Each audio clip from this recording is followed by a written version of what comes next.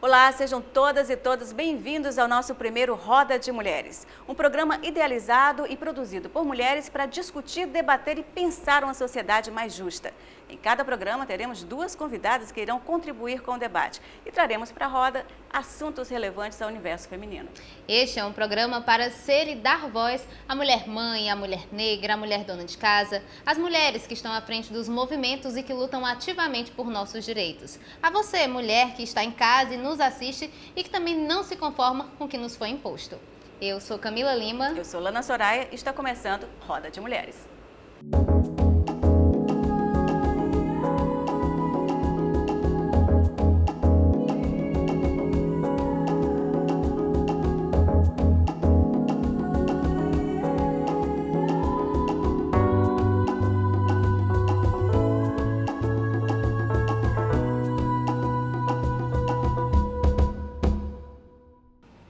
Para esse primeiro programa, nós vamos falar, claro, sobre feminismo. A editora Mary Webster elegeu feminismo como a palavra do ano em 2017. E isso tem um grande significado, né? Pois mulheres do mundo todo estão se unindo, ficando mais fortes e falando mais sobre a nossa força, sobre as nossas possibilidades, sobre o que a gente é capaz de fazer na sociedade, pedindo justiça. Igualdade de direitos. E para conversar com a gente está aqui duas grandes mulheres poderosas, que é a Mileide Flores, que é livreira, é geóloga, né? E a Clara Dourado, que é jornalista, colega, ativista do movimento. Múltipla, é plural. Gente, eu queria começar conversando sobre as pessoas, elas têm uma ideia um pouco deturpada do que é o feminismo. Muitas pessoas acham que ser feminista é negar-se como mulher, negar-se ou querer ser melhor do que o homem, né? Então, eu queria que vocês dessem um pouquinho a opinião para a gente começar esse debate. Na sua opinião. Quem começa? Clara. Posso começar, sem problemas. É importante a gente entender o porquê o feminismo nasceu, né? Ele nasceu quando a mulher percebeu a importância dela enquanto ser social, enquanto força de trabalho e enquanto força política. Então, o feminismo nasceu com o movimento sufragista, quando as mulheres quiseram ter direito ao voto e também por melhorias de condições de trabalho nas fábricas. Porque quando os homens foram para a guerra, durante a Segunda Guerra Mundial, né, muitas mulheres acabaram indo para a fábrica, sendo que elas se depararam com várias questões que os homens não sofriam. Uma questão, a tripla jornada, né? Elas chegavam em casa e ainda tinham que cuidar dos filhos. E outra questão que, infelizmente, a gente luta até hoje para acabar, que é o assédio, estupro, várias outras questões que os homens não sofriam nas fábricas, né? no seu mercado de trabalho. Algumas conquistas já ocorreram de lá para cá, a gente tem o direito ao voto, por exemplo, em alguns países, não todos, infelizmente, né, do mundo, mas muitas outras coisas permanecem. Então, essa estrutura patriarcal, ela segue presente agora, em 2018, né, e é muito triste a gente perceber como a gente ainda não conseguiu evoluir, apesar de todas as coisas que a humanidade já viveu, todos os períodos aí de guerras e todas as coisas que já fizeram com que a gente parasse para refletir, revoluções, né? Busca por liberdade, amor livre, várias questões de várias décadas até chegar aqui. Infelizmente, o machismo permanece. Infelizmente, a estrutura patriarcal permanece, com homens e mulheres reproduzindo o machismo, infelizmente, né? E aí, o feminismo é justamente essa luta, essa ideologia política, filosófica, que busca uma igualdade ou equidade, né, entre os sexos dentro da política, da economia, dos âmbitos diversos da sociedade. E é exatamente o que a gente estava comentando, né? Ninguém está lutando para ser melhor ou maior que não sei quem. A ideia é justamente o que a Clara falou, né? A equidade. E a Mileide?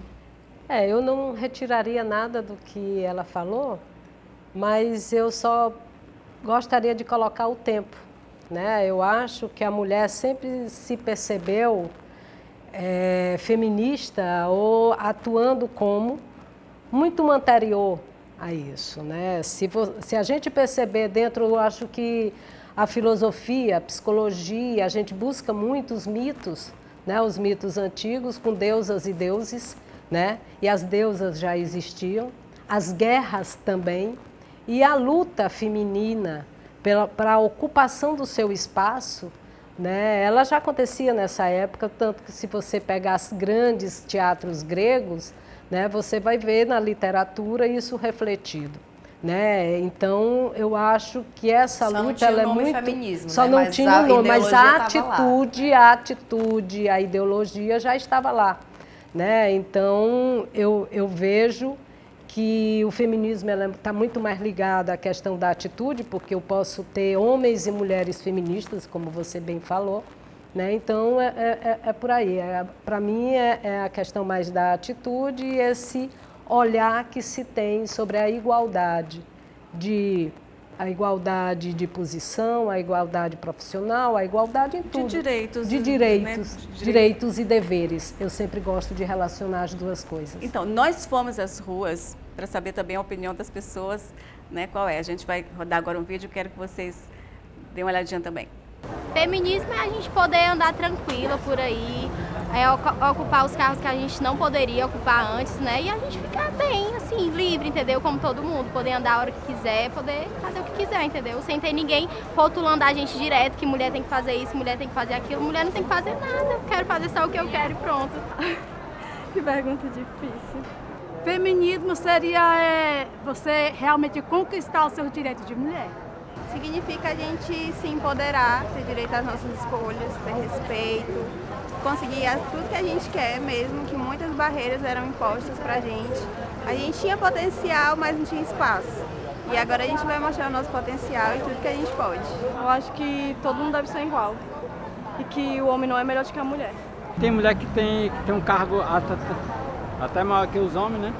E tem cargo que as mulheres não exerciam, né? Hoje está exercendo, né? Como motorista de ônibus, vice-versa a gente vê, né? Hoje em dia a gente vê. Infelizmente, antigamente o mundo era muito machista.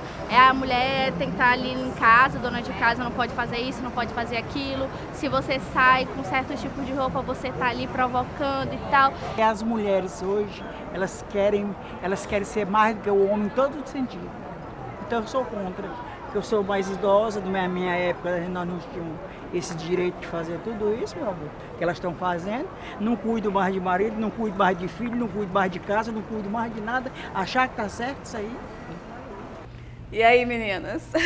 Complicado, né? Infelizmente ainda tem muita gente mesmo com essa acepção deturpada do que é o feminismo, mas eu acredito nas gerações mais novas.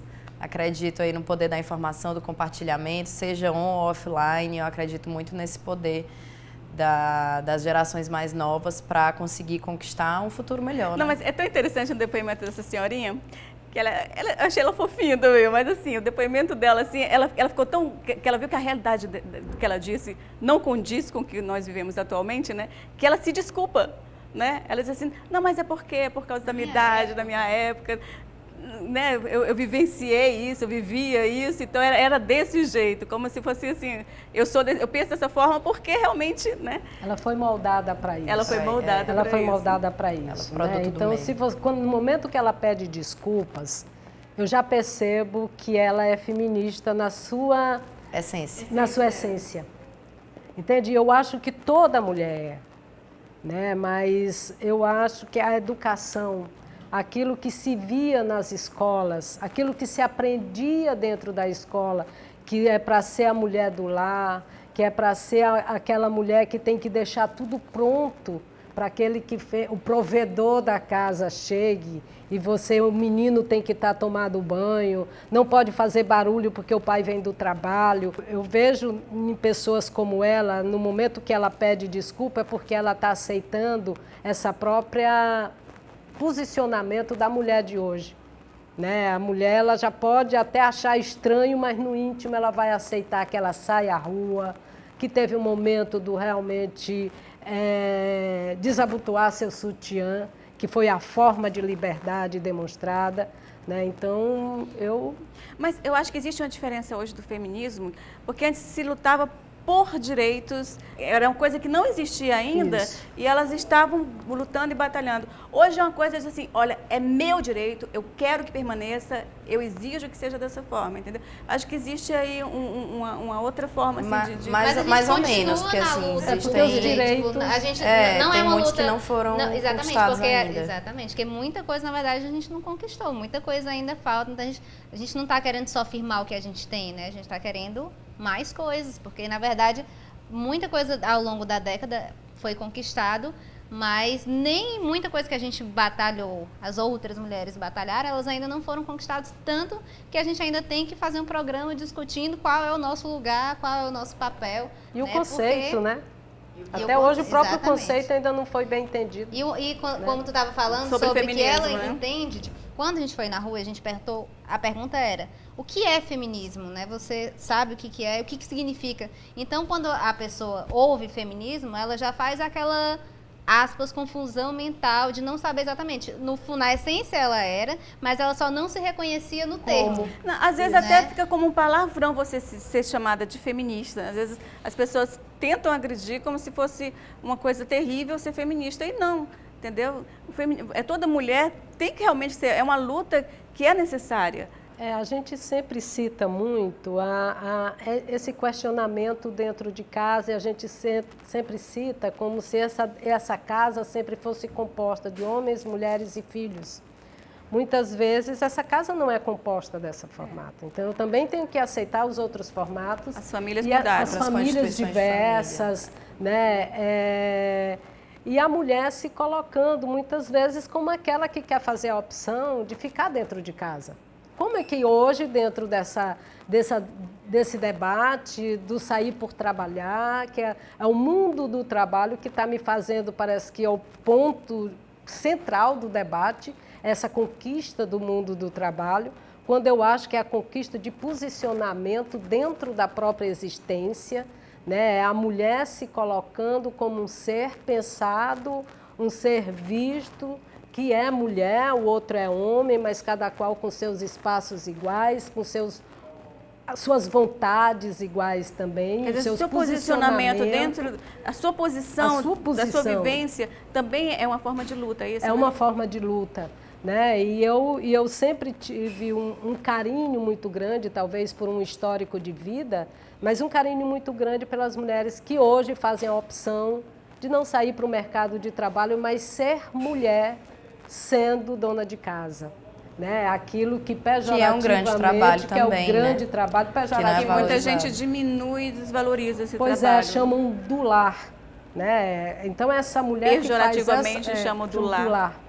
Né? Como se isso não é profissão, desqualificando essa atitude dela por querer ser do lar. Eu acho que isso também tem que ser visto e isso tem que entrar no debate. Essas opções outras que não sejam esse mundo real, esse mundo quadradinho, dessa família que se conhece, ou que não é nem que se conhece, que nós conhecemos outras, mas que se impõe como a ideal. A heteronormatividade, né?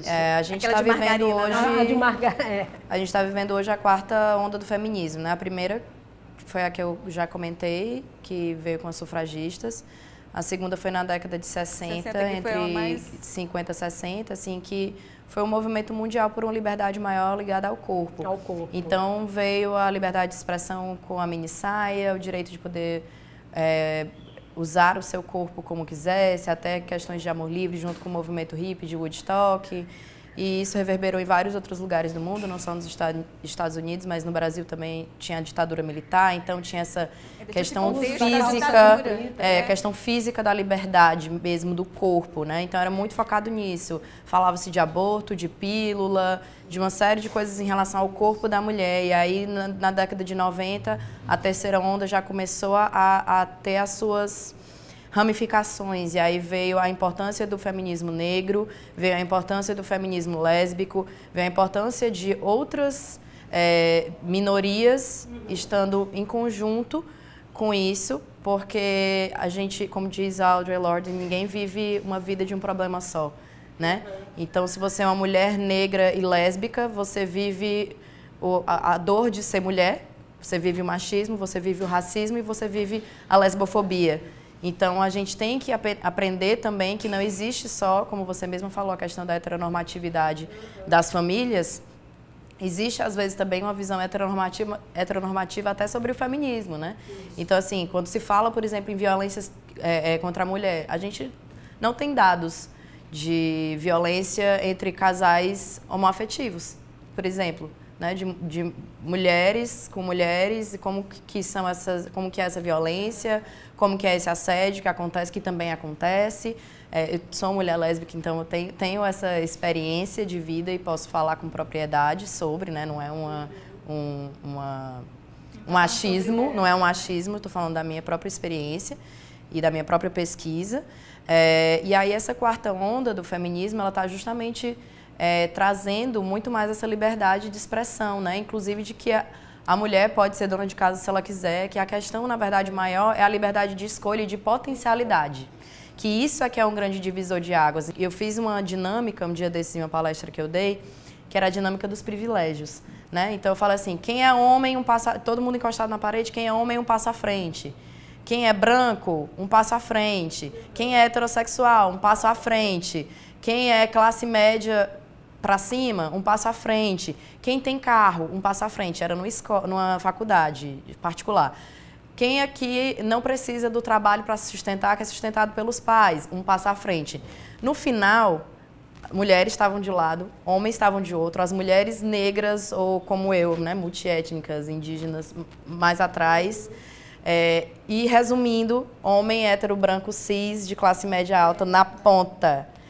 E aí eu falei, vocês estão vendo o que está acontecendo aqui? Isso daqui é a nossa sociedade. Vocês já nascem lá na frente. Por isso a importância de todos nós caminharmos juntos para vocês usarem o lugar de privilégio de vocês para dar lugar de fala para a gente, que não tem. E a Clara já começou a falar um pouco também sobre a diversidade dentro do próprio movimento, né, do próprio movimento feminista. E a gente vai continuar sobre isso no próximo bloco, porque esse já acabou. A gente volta já.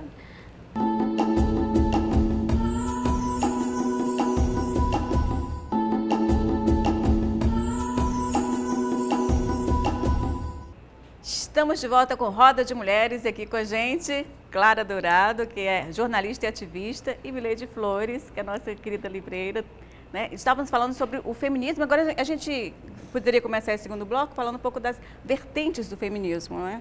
Que são diversas. Como a gente estava comentando antes, né? A partir dos anos 90, dos anos 80, 90, o feminismo ele começou a ter algumas ramificações, inclusive por divergências de pensamento, né? O que é normal e é saudável, né? E aí começou a se perceber que algumas pessoas, algumas mulheres, elas sofriam duplo, às vezes até triplo preconceito, né? E a gente não pode tratar isso de uma forma isolada. Não são todas as mulheres que sofrem as mesmas questões, né? Você vai saber falar muito melhor que eu, por exemplo, sobre a mulher negra, todo o estereótipo que envolve a mulher negra num país racista como o Brasil. Então, além de ser mulher, de sofrer aquele medo de andar na rua, que todas nós sentimos, e de ter todas as questões sociais que as mulheres, de desigualdade que as mulheres sofrem, a mulher negra ainda tem um ponto a mais, né? Em relação à opressão estética, em relação à opressão sexual, vários outros pontos. São preconceitos sobrepostos, né? Exato. E aí, quando a gente está num país diverso como o Brasil, e a gente vê que a grande maioria também da população pobre é negra, a gente também tem que pensar nesse lado social da questão econômica também. Tentar diminuir essa disparidade para dar condições de equidade para que as pessoas consigam exercer suas potencialidades, né?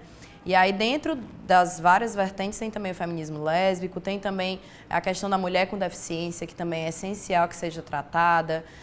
Existem muitas ramificações do feminismo e cada um é essencial para que se chegue num diálogo maior dessa copa da árvore, digamos assim, que é o feminismo interseccional. A interseccionalidade, ela é um pensamento que junta todos esses pontos e compreende que a gente não consegue ver nada isolado, que a gente tem que ver o todo para que a gente consiga, de fato, avançar e conquistar alguma mudança, né? Então, a ideia não é separar, pelo contrário, é conseguir compreender é muito difícil, mas compreender essas divergências para que juntos todos a gente consiga dar as mãos para entender que uma mulher trans tem questões só dela, para entender que uma mulher lésbica tem questões só dela, que uma mulher negra tem questões só dela, a mulher indígena tem questões só dela, a mulher com deficiência também, e que ninguém tem que ficar só dentro do seu próprio universo. Pelo contrário, a gente é muito mais forte quando a gente está juntas. Os movimentos surgiram justamente pela mulher branca, né? Com a mulher branca de classe média, né? Então, quando surgiu, é diferente. A leitura de uma mulher branca, por exemplo, de classe média, vê a realidade da mulher negra, da periferia, né? E o interseccional é justamente isso, né? Para que, inclusive, a lei consiga perceber que existem diferentes formas de preconceito e às vezes uma disparidade econômica muito grande. E uma pessoa só, ela não tem um preconceito só por causa da cor, é da cor, da classe social, da escolha sexual da pessoa, né? E a internet como ferramenta nessa luta? Eu acho que é uma ferramenta bastante importante, né? Sim, ela é muito essencial, até porque pegando esse gancho, por exemplo, né, que você comentou da questão assim, da mulher branca não tem às vezes a vivência, não tem, ponto, né? A vivência de uma mulher negra, então muitas vezes a mulher negra não se sentia representada dentro do feminismo porque era, exemplo, estamos buscando sair de casa para ir para o mercado de trabalho. Só que aí quando essa mulher branca vai para o mercado de trabalho, quem é que fica em casa cuidando do filho dela? É a mulher negra. A mulher negra não teve essa opção de pedir para ir trabalhar, ela sempre teve que trabalhar. Então, que história é essa de que mulher não oprime mulher? Então, assim, existem muitas questões que são essenciais que a gente pense. E a internet, né, nós como comunicadoras sabemos, né, que as mídias tradicionais, elas, por muito tempo, e até hoje também, elas são comandadas por homens brancos heterocis. Então, acabava que isso também ia dentro dos interesses e da visão, que é uma coisa até natural também, da visão dessa heteronormatividade e de várias questões que eram pautadas para esse lado. E aí a internet permite que várias pessoas que eram consideradas marginalizadas, no sentido literal da palavra, de viver à margem, né, da sociedade, elas tinham voz. Com a democratização dos meios, tanto celular, câmera digital, como a internet vindo também, essas pessoas passaram a ter um lugar de voz e de, a partir disso, criar redes. Quando você sofre um assédio, às vezes você pensa que a culpa é sua. A partir do momento que você entra no Facebook, você se depara com um movimento de mulheres falando sobre isso, como, por exemplo, a hashtag Meu Amigo Secreto, que é do coletivo Não Me Calo, e aí você vê um site como Think Olga, que criou o mapa do assédio. Aí você, opa, o problema não sou eu, o problema era ele que estava errado mesmo, eu não sou a culpada, eu sou a vítima. Isso muda completamente a perspectiva. Quando você é uma mulher negra e você não entende por que você está sofrendo aquela opressão estética de querer que a sociedade te embranqueça ou de que os homens te veem de uma forma mais sexualizada porque você é a mulata, a maravilhosa, né? O símbolo sexual do Brasil. A mulata tipo exportação, né? Você não entende aquilo, você não entende aquilo, mas aquilo te fere, você não entende cognitivamente, mas ali a emoção tá acontecendo. E aí você entra e você vê um canal no YouTube como o da Nathalie Neri, ou você vê uma fala da Djamila Ribeiro, e você começa a perceber essa diferença, essa dupla questão que a mulher negra sofre, você se identifica e você se empodera. Então é muito importante a internet e as redes sociais por isso, porque elas trouxeram as conexões, né? Mas eu queria voltar só um pouquinho para o que a Mileide falou, que ela disse sobre a questão do ativismo, né? Porque, assim, a Clara é claramente ativista, entendeu? Mas a Mileide já é uma postura diferente, né? Diferente. Já é mais um posicionamento que você tem diante da sua vida, né? Eu nunca fiz parte de nenhum movimento. E acredito que tenha feito parte de uma grande maioria de movimentos. Tipo, não como uma ativista, mas estando lá me posicionando. Como feminista. Né? Como feminista. Né? Então, eu remonto aí à década de 70, que é quando eu me vejo já entrando em alguns movimentos mais coletivos, que foi o movimento estudantil, retomando, né, na década de 70, algumas tipo assim, a retomada das rupturas de 68, né? Então, eu entro dentro do movimento estudantil, aí dentro de um curso que era praticamente de homens, o curso de geologia, se hoje ainda é visto como um curso masculino, eu fico imaginando década de 70, então, quando o Ceará estava iniciando esses cursos de geologia, né? E aí remonto. Dentro de movimentos estudantis, eu, na direção do primeiro DCE de retorno de 79, eu na Secretaria de Cultura desse DCE, já à frente de um movimento em defesa de uma mulher geóloga que passa num concurso da Petrobras e onde estava nesse concurso um item de critério os dois, de desempate. De critério de desempate, ser homem ou ser mulher. Ela passa, eu acredito que as notas tenham sido fabricadas para poder ficar iguais, para que o homem pudesse entrar. Ganhar pelo fato de ser homem. Ser homem. Então, era uma mulher passando num concurso da Petrobras para trabalhar em plataforma, isso uma mulher de Belém, do Pará, e o Brasil inteiro, a geologia do Brasil todo se junta. As poucas mulheres geólogas, estudantes de geologia, se unem. Foi aí onde eu vi o meu primeiro momento de uma atuação mais direta dentro de um movimento. E de sororidade, né? E era muito mais visto como um movimento de solidariedade, porque a gente se via no futuro nessa mesma condição. Sim. É uma pena, mas a gente estourou muito tempo. Porque aí ela já conclui e já dá as últimas considerações. Tá certo, como sempre, quando o papo está melhorando, né, a gente fecha. Mas o que eu queria colocar era isso, que eu acho que o feminismo ela começa mesmo pensando no todo, né, depois é que ele se compartimentaliza e volta hoje à necessidade de ver isso coletivamente. Né? Eu acho que esses são os movimentos necessários para que ele possa tomar forma e a geração daquele momento entender o que está se debatendo. Esse movimento feminista que eu acredito que as novas gerações não vão deixar a gente frustrada, né, com o que se foi iniciado. Primeiro, obrigada, né, pelo convite. Foi um prazer estar aqui com vocês, batendo papo sobre esse assunto que é tão importante para todos nós, não só mulheres, mas homens também. E é justamente isso que eu quero fazer de consideração final, é que assim, o feminismo não é sobre deixar de se depilar, deixar de trabalhar em casa, enfim, ele é sobre escolhas, sobre potências, né, de todos nós. E as pessoas gostam de fazer algumas brincadeiras com feminazi, mulher que está lutando pelo seu direito é feminazi. Gente, não comparem com a pior coisa que já aconteceu na história da humanidade, por favor, isso é muito leviano, né? É rir para não chorar. Mas é importante que a gente tenha essa compreensão de que o feminismo está aqui para todos, para todas, para todes, né?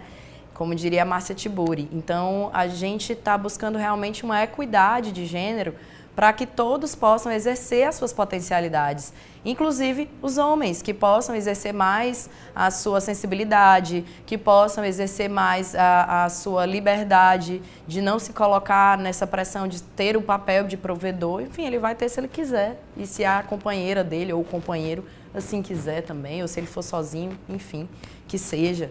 Então fica a dica aí, espero que a sementinha tenha sido plantada e que vocês sigam. Maravilha, claro. Muitíssimo obrigada pela presença de vocês. Eu só contribuí para o nosso programa. Eu e Camila estaremos de volta na próxima semana.